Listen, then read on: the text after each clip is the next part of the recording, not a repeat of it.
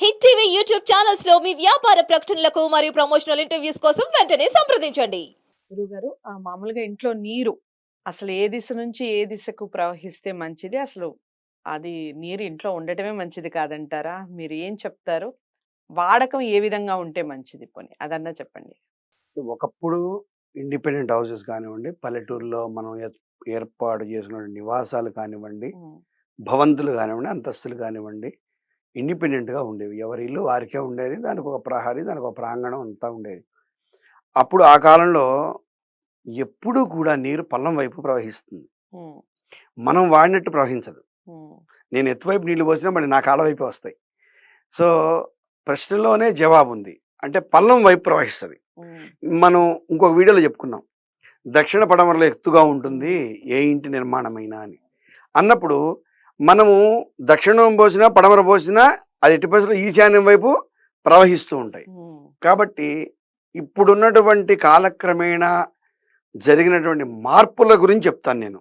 వాస్తుశాస్త్రానికి అనుసంధానం చేసి. హ్మ్. అపార్ట్మెంట్ కల్చర్ కానివ్వండి, హ్మ్. విల్లాస్ కానివ్వండి, డ్రైనేజ్ వ్యవస్థ వచ్చిన తర్వాత మన ఇంట్లో స్నానపు గదులకు సంబంధించి ఇతరత్రా మన ఇంట్లో ఉన్నటువంటి బట్టలు ఉతుక్కునే నీళ్లు కానివ్వండి, మన ఇంట్లో ఉన్నటువంటి వంట సామాగ్రి శుభ్రం చేసుకునేటువంటి నీళ్లు కానివ్వండి, ఇవన్నీ కూడా సాధ్యమైనంత అవకాశం ఉంటే ఉత్తరం వైపు ప్రవహించేట్టుగా దాని పైప్ లైన్ని మనం ఏర్పాటు చేసుకోవాలి. ఎప్పుడు కూడా ఉత్తరం నుంచి దక్షిణం వైపు కానివ్వండి, తూర్పు వైపు నుంచి పడమర కానివ్వండి, నీరు ప్రయాణం చేయవద్దు.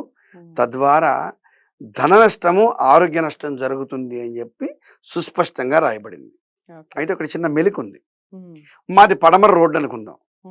మా ఇల్లు పడమర రోడ్డు, తూర్పు వైపు మా ఇంటి వెనక ఇంకో ఇల్లుంది. కుడి చేతి వైపు ఒక ఇల్లుంది, ఎడం చేతి వైపు ఒక ఇల్లుంది. ఇప్పుడు నా నీళ్ళు ఎటుపోతాయి? పడమరకు వస్తాయి. నేను వాడిన నీళ్ళన్నీ కూడా. మరి పడమరకి ప్రవహిస్తే అనారోగ్యం వస్తుంది కదా, ఎలా అని చాలా మందికి సందేహం రావచ్చు. అప్పుడు కూడా ఒక చిన్న అంటే దాంట్లోనే చిన్న మోడిఫికేషన్. మీ ఇంటి ప్రాంగణంలో ఎక్కడ నీరు వాడినా అది తూర్పు వైపుకి వెళ్ళి ఉత్తరం వైపుకి వచ్చి పడమర వాయువ్యం గుండా బయటికి వెళ్ళేట్టుగా ఏర్పాటు చేసుకోండి. ఫస్ట్ నేను బాగా క్లియర్గా చెప్పాను. స్నానం చేసిన నీరు, అలాగే వంట పాత్రలు కడిగిన నీరు, బట్టలు ఉతికిన నీరు, ఈ మూడు. ఇది కాకుండా మనము బహిర్భూమి టాయిలెట్ అంటాం. టాయిలెట్కి వెళ్ళినటువంటి ఫ్లష్ ట్యాంక్ వాటర్ ఉంటుంది. అది మాత్రం ఎట్టి పరిస్థితుల్లో తూర్పుకి ప్రవహించకూడదు, ఉత్తరం ప్రవహించకూడదు. అది తప్పనిసరిగా పడమర వైపు ప్రవహించి చాలా జాగ్రత్తగా ఉండండి. చాలా గొప్ప సూత్రం ఒకటి చెప్తాను. మనకున్నటువంటి 4 భాగాలను కనుక డివైడ్ చేస్తే ఆగ్నేయం వంట, వంట అంటే వండుకొని తినటం, వంట చేయటం, అగ్ని అక్కడ ఉంటుంది, స్టవ్ అక్కడ వెలిగిస్తాం, అంతా ఆగ్నేయం. నైరుతి పంట, మనం సంపాదించిన డబ్బు, రైతుకైతే కనుక ధాన్యం, మనం సంపాదించుకున్నటువంటి బంగారము, ఇతరత్ర నగలు, ఇతరత్ర డాక్యుమెంట్లు, ఇంపార్టెంట్ ఫిక్స్డ్ డిపాజిట్ పేపర్స్, ఇవన్నీ నైరుతి భాగంలో. వాయువ్యం పెంట. పెంట అంటే ఏదైతే మనం విసర్జించినటువంటి పదార్థాలు ఉన్నాయో, మన ఇంటికి చెత్తబుట్ట అవ్వచ్చు, మనం రోజు వాష్రూమ్లో వాడేటువంటి టాయిలెట్ సంబంధించినటువంటి డ్రైనేజ్ వ్యవస్థ అవ్వచ్చు, సెప్టిక్ ట్యాంక్ అవ్వచ్చు, ఇవన్నీ కూడా పెంట. లాస్ట్ ఈశాన్యం గుంట.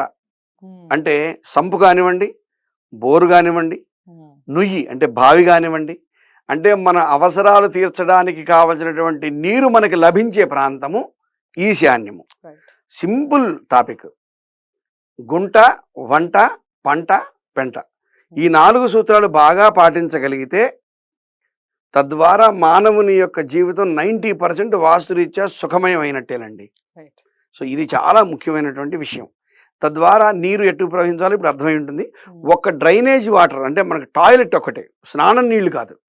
ఏదైతే సెప్టిక్ ట్యాంక్ ద్వారా మనకి బయటికి వెళ్తున్నాయో ఆ నీరు మాత్రం తూర్పు వైపు పైప్ లైన్ ఇవ్వకండి. చాలా మంది చేసే చాలా పొరపాటు అదే. తూర్పుకి వెళ్ళాలి కదా నీళ్ళు అని చెప్పి దీన్ని దాంట్లో కలుపుతున్నారు. దానివల్లే ఇళ్ళు అమ్ముకొని వెళ్ళిపోతున్నారు.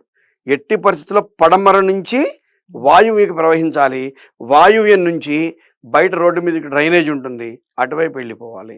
ఇది ముఖ్యమైనటువంటి సూత్రం. దీన్ని పాటించి మీరందరూ కూడా సుఖమయ జీవనాన్ని మీరు ఏర్పరచుకుంటారని మనసా వాచా కర్మణ నేను ఆశిస్తున్నాను.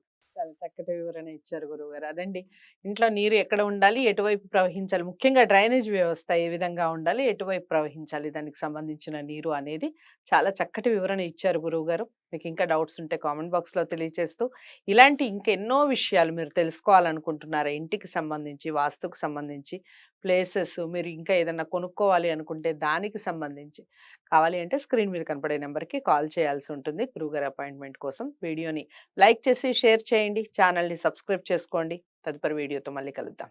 నమస్తే.